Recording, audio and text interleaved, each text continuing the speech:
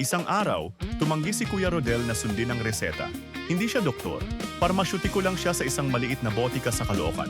Pero alam niya ang mga numero, alam niya ang mga pattern. At ang reseta na hawak niya noon, hindi ito para sa pasyente. Para ito sa negosyo. Ang doktor na iyon ay nagpapadala ng daan-daang reseta bawat buwan. Parehong gamot, parehong dosis, walang pagbabago.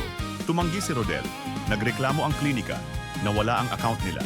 Sinabi ng ibang tao na nag-iingat lang siya ng labis. Pero nagsimula siyang magdokumenta.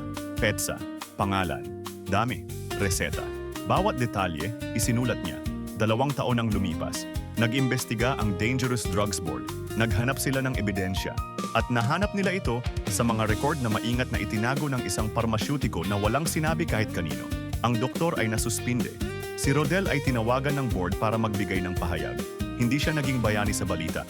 Naging bayani siya sa kanyang sariling konsyensya, matagal na bago pa man nakarating ang katarungan.